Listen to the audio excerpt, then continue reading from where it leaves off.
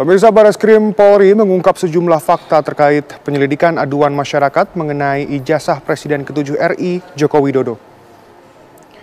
Direktur Tindak Pidana Umum Bareskrim Polri, Brigjen Pol Yuhandani Puro, menyatakan bahwa penyelidik mendapatkan dokumen asli ijazah sarjana kehutanan atas nama Joko Widodo, Fakultas Kehutanan Universitas Gadjah Mada per tanggal 5 November 1985 yang telah diuji secara laboratoris. Assalamualaikum warahmatullahi wabarakatuh. Balik lagi teman-teman di channel Kajian Online.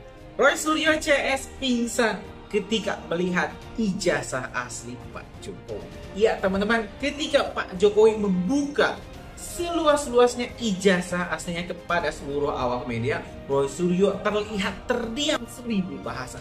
Bisa berkata sepatah kata-kata pun, karena rupa-rupanya teman-teman, ijazah Pak Jokowi sudah dinyatakan asli baik oleh Bareskrim Polri, Lab Forensik, dan juga UGM.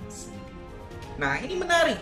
Ketika Roy Suryo sebelum-sebelumnya berkuar-kuar, kalau saya mendapatkan salinan ijazah Pak Jokowi, maka saya bisa membongkar kepalsuannya. Tapi ketika dirinya mendapatkan salinan asli ijazah Pak Jokowi, malah dirinya menyebut seluruh lab forensik Indonesia tidak ada yang independen. Nah, ini kan menarik. Kenapa Roy Suryo tidak mempercayai lembaga-lembaga kredibel baik UGM, Bareskrim Polri, Lab Forensik yang sudah mengedepankan independensi untuk meneliti keaslian dokumen berupa ijazah Pak Jokowi ini. Jadi sudah nyata, ini sebenarnya bukan soal kebenaran. Roy Suryo tidak seperti apa yang diomongkan, mengucapkan bahwa ini demi rakyat. Dan rakyat siapa? Tidak ada rakyat yang diuntungkan. Kalaupun misalnya itu ijazahnya palsu, tidak ada rakyat yang dirugikan. Kalaupun itu ijazahnya palsu atau asli, yang dirugikan adalah Roy Suryo dan juga isu ijazah yang pasti bakal ketar-ketir di 2029, karena bukannya Pak Jokowi hancur elektabilitas atau popularitasnya, malah terus meroket, malah rakyat makin mencintai Pak Jokowi. Hari ini kita bakal tengok bagaimana wajah malu Roy Suryo ketika mendengar secara langsung teman-teman dari Lab Forensik dan juga Bareskrim informasi terkait keaslian ijazah Pak Jokowi. Bakal sangat menarik untuk kita simak. Kan itu jangan kemana, yuk kita kaji informasi selengkapnya. Setelah diperiksa sebagai tersangka, mantan Menteri Pemuda dan Olahraga Roy Suryo tiba-tiba jatuh sakit dan tidak ditahan oleh penyidik pada Jumat malam. Roy Suryo sempat dipapah tim kuasa hukumnya saat meninggalkan ruang penyidik Polda Metro Jaya. Mantan Menteri Pemuda dan Olahraga Roy Suryo tiba-tiba jatuh sakit usai diperiksa selama 12 jam di Polda Metro Jaya pada Jumat malam. Saat meninggalkan ruang penyidik Subdit Siber Direktorat Reserse Kriminal Khusus, Roy Suryo tak berkata sepatah kata pun. Roy bahkan harus dipapah oleh tim kuasa hukumnya saat menuju mobil. Belum diketahui penyakit apa yang diidap Roy Suryo usai diperiksa sebagai tersangka.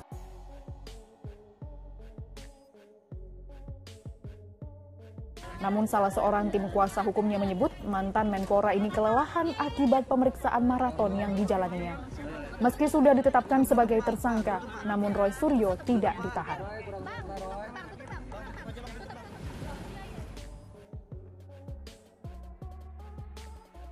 Polemik ijazah Jokowi belum juga menempuh titik akhir. Padahal Bareskrim Polri dan UGM telah menyebut ijazah yang dimiliki Jokowi asli. Karena itu pakar hukum pun meminta Roy Suryo, Dr. Tifa dan Rismond Cenipar menghentikan polemik ijazah ini. Jokowi sendiri belum lama ini kembali menunjukkan ijazah miliknya. Namun seperti pada saat sebelumnya, Jokowi hanya menunjukkan ijazahnya di hadapan orang tertentu. Yang terbaru, Jokowi menunjukkan ijazahnya pada relawan Pro Joko yang mendatangi kediamannya.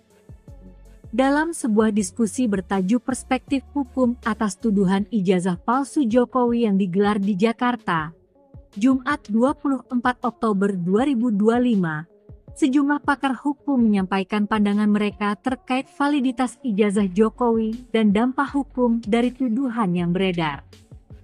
Sementara itu, Jokowi secara tegas belum memperlihatkan ijazahnya ke hadapan publik. Namun belum lama ini, ijazah itu justru ditunjukkan Jokowi secara terbuka. Namun Jokowi itu bukan menunjukkan ijazahnya di depan Roy Suryo, Rismon Sianipar atau Dr. Tifa yang selama memperkarakan ijazahnya, melainkan di depan sejumlah elit projo atau pro Jokowi yang sowan ke rumahnya. Sejumlah elit projo berkunjung ke rumah Jokowi di kediaman Sumber, Banjarsari, Solo, Jumat 24 Oktober 2025 dan semua melihat langsung fisik ijazah ayahanda Wapres Gibran Raka Buming Raka itu. Wakil Ketua Umum Projo, Freddy Alex Damanik yang mengaku melihat sendiri ijazah tersebut ketika diperlihatkan Jokowi. Ia pun sebenarnya merasa persoalan ijazah Jokowi tak perlu diungkit lagi. Sebab, menurutnya sudah jelas bahwa ijazah Presiden ke-7 tersebut terbukti keasliannya. Sebetulnya ijazah tanya Mas Rek, Suryo, ajalah. Sebetulnya udah bolak-balik ijazah ini Pak Jokowi sudah menegaskan bahwa ijazahnya memang ada, jelasnya. Penunjukan ijazah ini menurutnya kembali meyakinkan publik bahwa ijazah tersebut memang benar-benar ada dan terbukti keasliannya. Pemirsa, Bareskrim Polri mengungkap sejumlah fakta terkait penyelidikan aduan masyarakat mengenai ijazah Presiden ke-7 RI Joko Widodo. Direktur Tindak Pidana Umum Bareskrim Polri, Brigjen Pol Yuhandani Puro, menyatakan bahwa penyelidik mendapatkan dokumen asli ijazah sarjana kehutanan atas nama Joko Widodo, Fakultas Kehutanan Universitas Gadjah Mada per tanggal 5 November 1985 yang telah diuji secara laboratoris. Joko Widodo juga telah memenuhi syarat sarjana di Fakultas Kehutanan UGM. Polisi juga mengaku tidak menemukan adanya tindak pidana pemalsuan ijazah.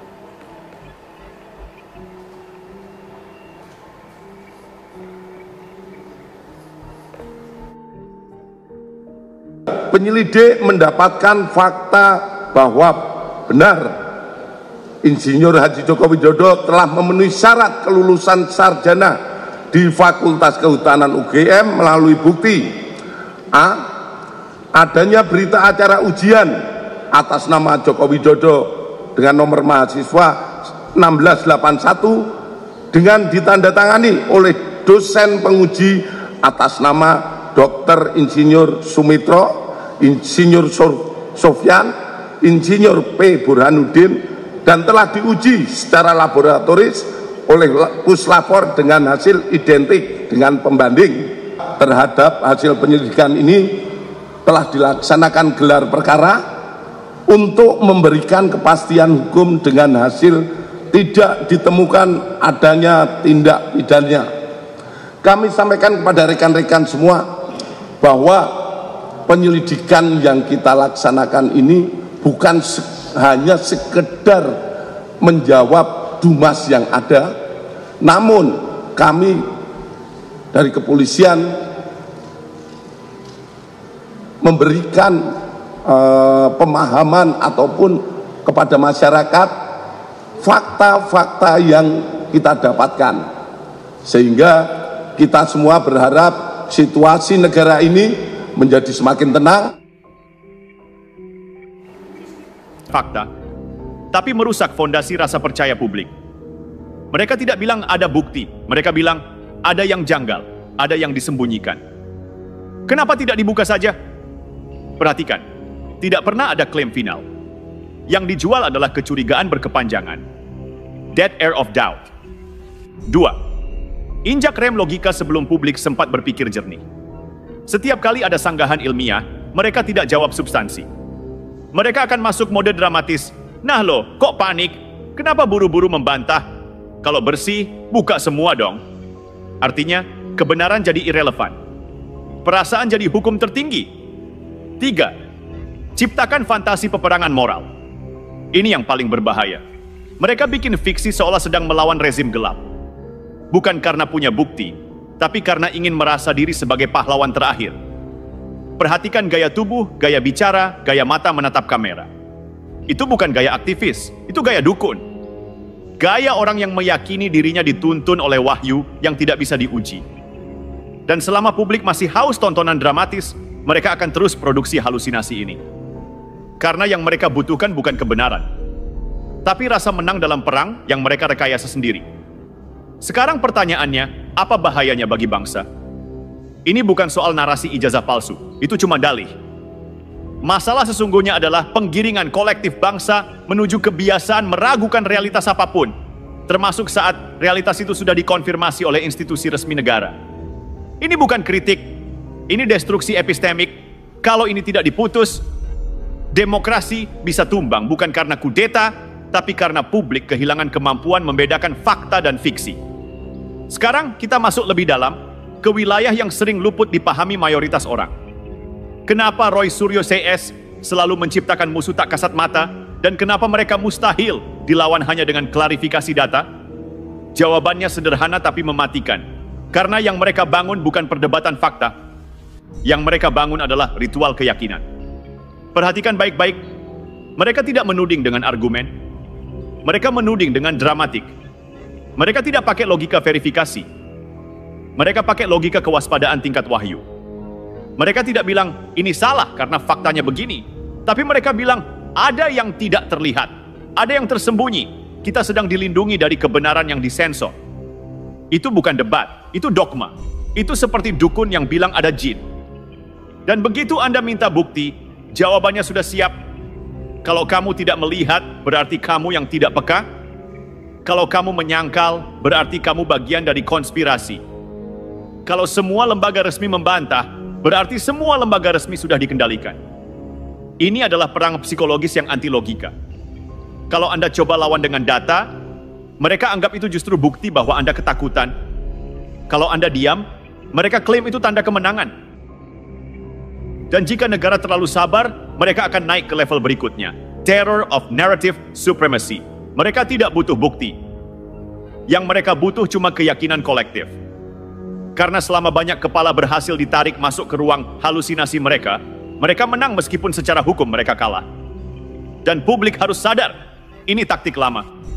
Ini persis seperti yang terjadi dalam Salem Witch Trial, seperti yang disebut Hasan Nasbi. Ciptakan rasa takut terhadap musuh tak terlihat, lalu posisikan diri sebagai satu-satunya penyelamat. Sesederhana itu, sesadis itu. Sekarang kita bongkar bab paling berbahaya. Bagaimana pola narasi seperti ini bisa mengarah pada soft job tanpa perlu senjata? Karena banyak yang belum sadar bahwa kudeta modern tidak dimulai dari tank. Kudeta modern dimulai dari keraguan massal yang dipelihara. Dan Roy Suryo CS bermain tepat di wilayah itu. Begini mekanismenya, dan ini wajib dipahami publik sehat. Hancurkan legitimasi negara secara perlahan. Bukan dengan membuktikan bahwa negara salah, tapi dengan membuat publik merasa enggak ada yang bisa lagi kita percaya. Begitu trust hilang, semua institusi otomatis jadi lemah tanpa ditembak. Dorong masyarakat menjadi arbiter kebenaran sendiri-sendiri. Ini berbahaya, karena ketika publik dipaksa menentukan sendiri versi kebenarannya, itu sama saja memecah realitas menjadi jutaan kebenaran pribadi. Demokrasi tidak bisa hidup tanpa kesepakatan atas satu realitas dasar. Buat negara terlihat defensif dan panik. Kenapa mereka sengaja menyudutkan presiden, UGM, lembaga hukum? Bukan karena mereka yakin bisa menang data, tapi karena mereka ingin negara terlihat tertekan, terpojok, kehilangan kendali narasi. Karena begitu negara terlihat tidak yakin pada diri sendiri, mereka menang secara psikologis. Posisikan diri sebagai center of truth alternatif. Kalau Anda perhatikan, mereka bukan cuma membantah narasi resmi, mereka sedang menciptakan panggung spiritual oposisi. Seolah merekalah titik gravitasi realitas baru. Ini soft coup, bukan terhadap jabatan, tapi terhadap otoritas kebenaran. Dan ini poin terpenting yang harus saya tegaskan. Selama publik belum sadar bahwa yang sedang dimainkan ini adalah perang legitimasi, bukan perang data, maka negara dan masyarakat akan selalu terlambat menyadari ancaman. Karena narasi seperti ini tidak bisa dibunuh hanya dengan klarifikasi, tidak bisa dilumpuhkan hanya dengan bantahan ilmiah. Karena mereka tidak bermain di wilayah logika. Mereka bermain di wilayah ketakutan eksistensial dan ilusi keagungan heroik. Ingat baik-baik, game ini bukan sekadar soal benar atau salah, tapi soal siapa yang berhasil menguasai narasi publik lebih dulu. Dan lucunya, semakin keras pihak tertentu berusaha menggiring opini, semakin mudah publik zaman sekarang menangkap, ini settingan. Bahkan kadang tak butuh data sama sekali, cukup rasa. Lihat saja fenomena terbaru. Ketika Roy Suryo mulai menggiring isu ini itu, dilemparkan potongan-potongan framing tentang Jokowi, tentang APBN, tentang pewarisan beban. Dan setiap kali ia berbicara, patternnya muncul terus. Tidak menyelesaikan konteks, hanya memancing emosi. Menimbun persepsi tanpa pernah menyentuh konsekuensi. Bermain seolah pahlawan kontrol moral, padahal rekam jejak digitalnya sendiri rapuh publik, bukan tidak paham. Publik sekarang greget. Kalau benar Anda bicara demi rakyat, kenapa tidak pernah menyentuh akar masalah sistemik? Kenapa tidak pernah berurusan dengan oligarki besar yang jelas di depan mata? Kenapa targetnya selalu satu orang, bukan struktur? Karena itu saya tegaskan satu hal. Ini bukan debat logika. Ini perang kepercayaan. Sementara Roy Suryo